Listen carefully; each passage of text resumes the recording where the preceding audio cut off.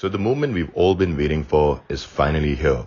This is Karan Dev, and I'm joined today by one of India's foremost intellectuals, public figures, and he's also an overall polymath.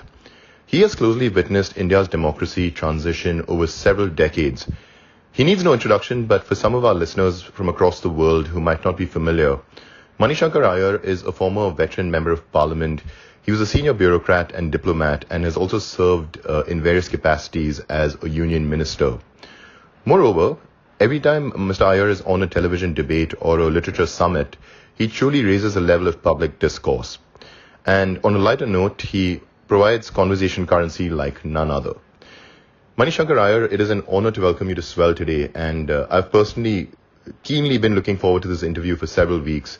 I hope you're doing well, sir, and thanks again for taking the time out to speak with me today on Swell. I want to start off this conversation with a reflection on India's democracy, sir. Indian democracy has visibly changed over the years, and the opposition has criticized the government on various accounts.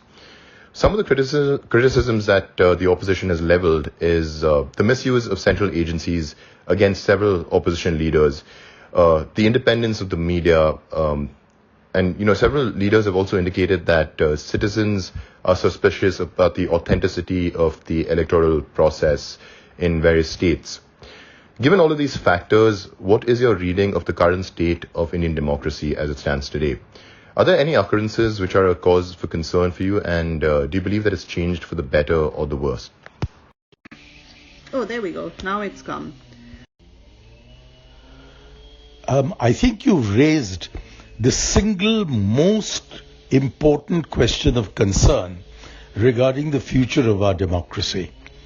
I have just been reading a very interesting book by a professor at the University of Virginia called Neeti Nair.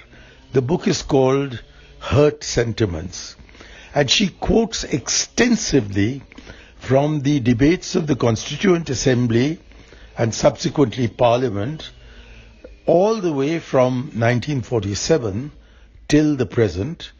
She also quotes extensively from the proceedings of the Joint Pakistan Assembly from 1947 till 1971, and separately from the proceedings of the Bangladesh Parliament after 1971.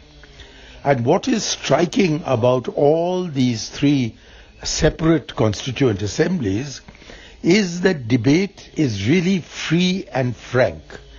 Everyone, whatever his opinion, is given ample opportunity to express it.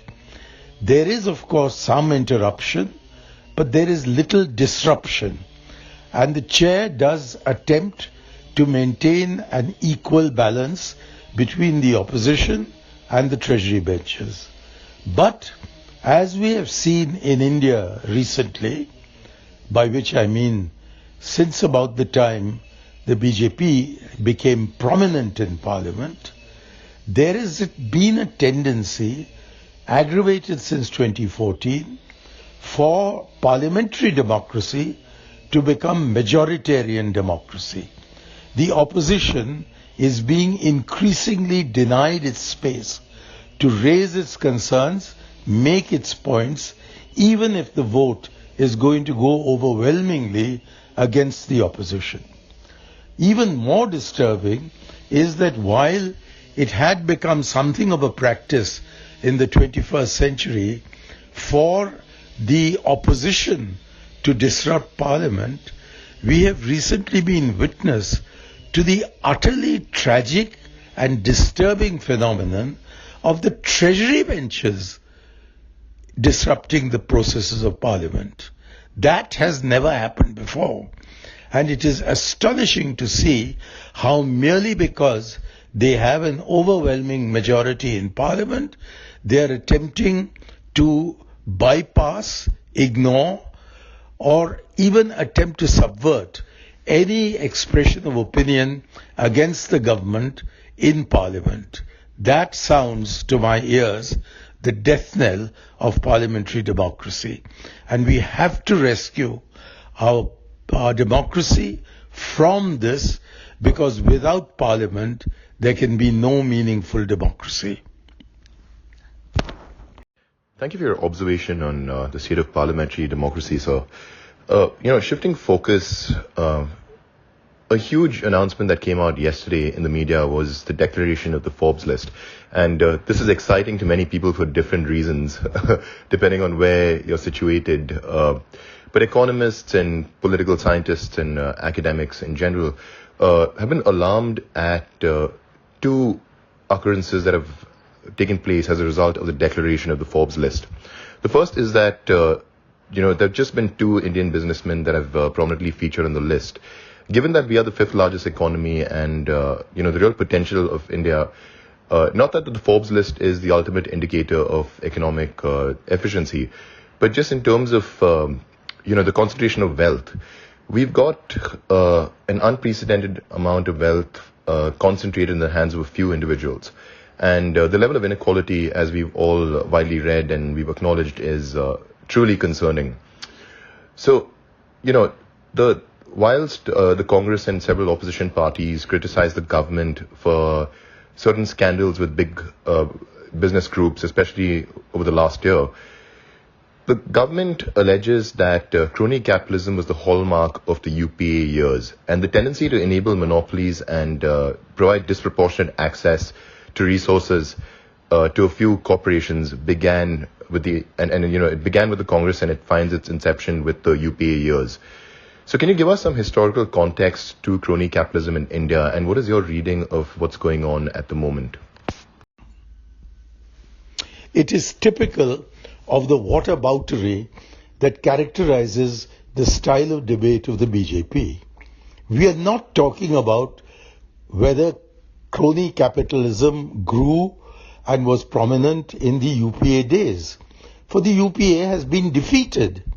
We're talking about crony capitalism now, and it is clear that there has been, even if there was some element of crony capitalism in the previous governments, it has become greatly aggravated in present times, and we see that the government is deliberately promoting some capitalists at the expense of more equity in governance. And I think today, this morning, there has been an article by Yogendra Yadav which says that in Karnataka, the argument has shifted from caste to class, because he says that as you go down the economic ladder, it is economic issues rather than caste alliances that are determining voting patterns. So it's quite clear that in the course of accelerating growth, there has been such neglect of equity that the Indian economic performance is characterized much more by growing inequality than growing GDP. In any case, we have to always strike a balance between the growth of GDP and the questions of equality. An unjust society is not compatible with a prosperous society. A society to be prosperous has to give benefit to all sections of its society.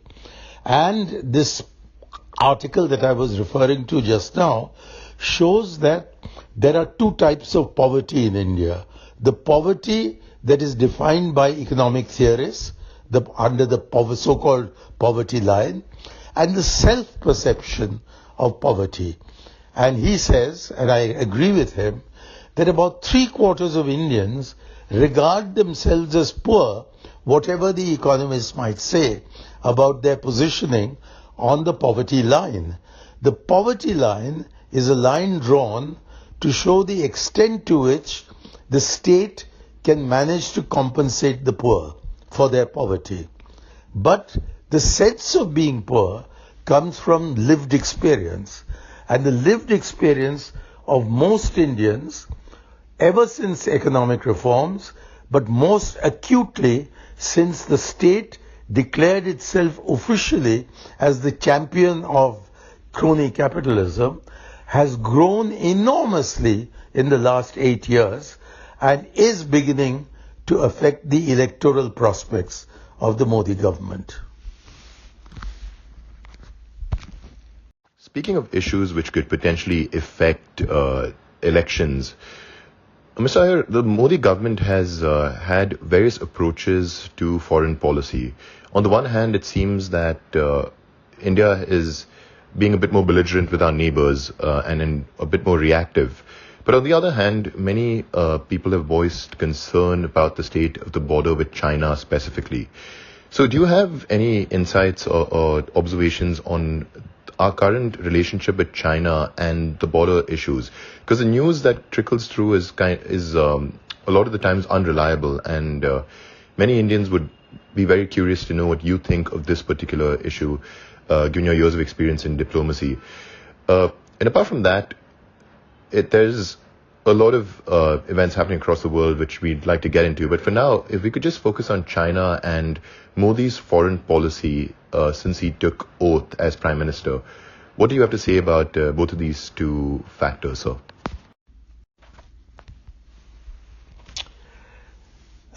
Let me, if I may, begin with my experience of China when Rajiv Gandhi was the Prime Minister and I was his Joint Secretary in the Prime Minister's office. Then we saw a major opening towards China, the eventual consequence of which was the Treaty on Peace and Tranquility, which gave us as many as 35 years of peace and tranquility on the border. When Prime Minister Modi came into office, he thought he could build on that by having personal conversations alternately in China and in India with the President of China, Xi Jinping. But where did that lead to? It was quite clear to President Xi that there was a gap between the words being used by Shri Modi and what was happening on the ground. The net result was the most serious deterioration in India-China relations in the last 35 years. We are now back almost to the degree of hostility that existed on the eve of the 1962 war. So I would regard his China policy as being extremely confused. And if news about this, as you say, is trickling down in a confused manner, it's only because the Prime Minister refuses to expose himself to the press. The one time that he actually made a statement to the press, he denied that any inch of Indian territory was under Chinese occupation. If no inch of Indian territory was under Chinese occupation, then what was the quarrel about? The quarrel clearly was about the Chinese having extended their presence from beyond where they were in the pre-Xi era to where they are today. And to on the one hand, deny this is so, and on the other hand, take steps like reducing imports from, or attempting to reduce imports, at least sectorally from China, is to be contradictory, is to be confused. I'm sure Mr. Modi would like to have the best of relations with China, but he does not know how to go about it. What he needs to do is to learn lessons from Rajiv Gandhi in the mid-80s, who signaled his willingness in continuation of his mother's initiative to improve relations with China, while showing, for example, at Sumdo Rongchu, that India can be quite as tough on the ground as China in any attempt to change the ground reality. Now, to be able to both oppose the Chinese on the ground and make your intentions towards them, your friendly intentions towards them, sincere, requires an agility in foreign affairs that the Modi government has not displayed.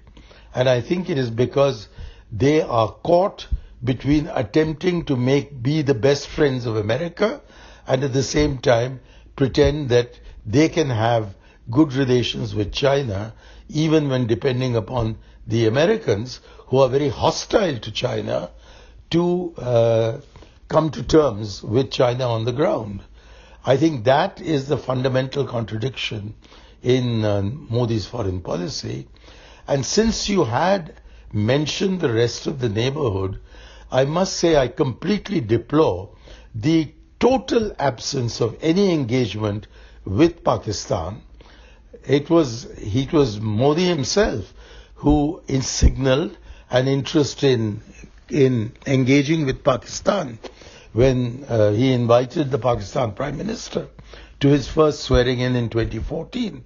But within months of that, he had raised an objection to a move that Vajpayee, his BJP predecessor, had sanctioned for the Hurriyat to be consulted from time to time.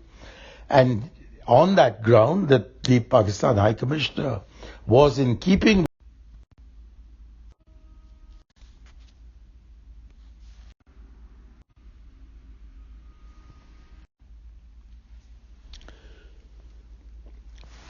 Let me hold it here.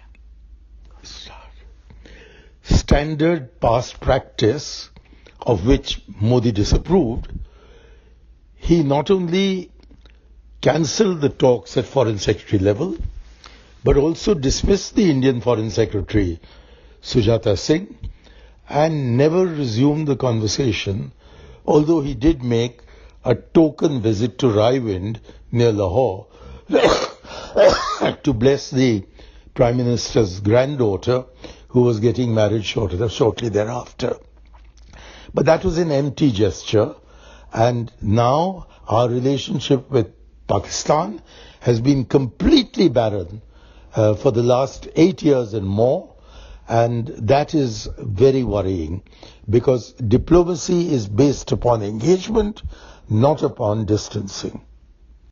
So just to conclude this conversation, Mr. Aiyar, I'd like to club two questions together. There's been a lot of interest in the run-up to this interview, and we've had questions pouring in from a lot of users. And for now, I'm just going to shortlist one question from Glenn Mann, who's from New York City. And he was wondering what you made of the strength of liberal democracy in the United States and in the UK. What is your assessment? And as we all know, there's been a strong turn towards right-wing majoritarian politics in a lot of geographies. And this has had an impact on the global south as well. But Glenn's wondering what your assessment was of the strength of liberal democracy in both these countries.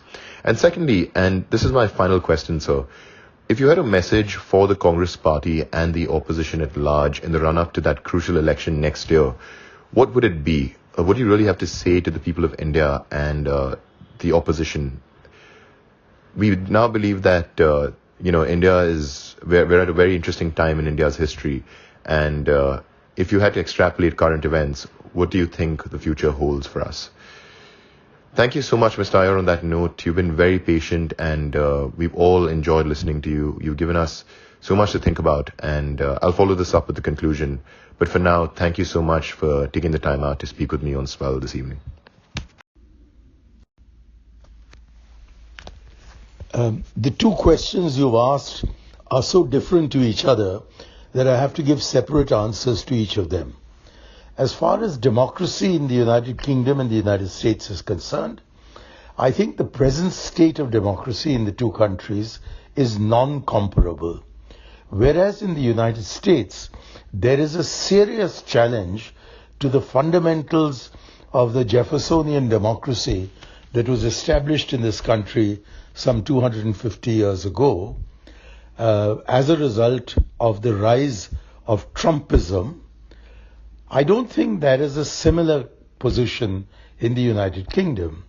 Indeed, in the United Kingdom, there has been a remarkable demonstration of how Britain has outgrown its colonial racism by having a Prime Minister of Indian origin for the United Kingdom as a whole, and in Scotland, a First Minister in Scotland of Pakistani origin. that shows a kind of maturation of democracy in the United Kingdom, at the same time as there has been a sharpening polarization of democratic opinion in the United States, where Trumpism is basically anti the Constitution and anti the traditions of American democracy, while Biden is holding on with just a hair, by just his fingernails, to maintaining the American Constitution and the American traditions of democracy. So it is true that in the global South, there is far more dictatorship than there is democracy. And where there is democracy, such as in India, there has been a sensible diminution of the extent of democracy in our country, which is extremely worrying and which needs to be stopped as soon as we can. In the meanwhile, in Europe, you're quite right, there has been a swing towards right-wing parties, which are almost fascist, as we can see in Hungary and perhaps even in Italy.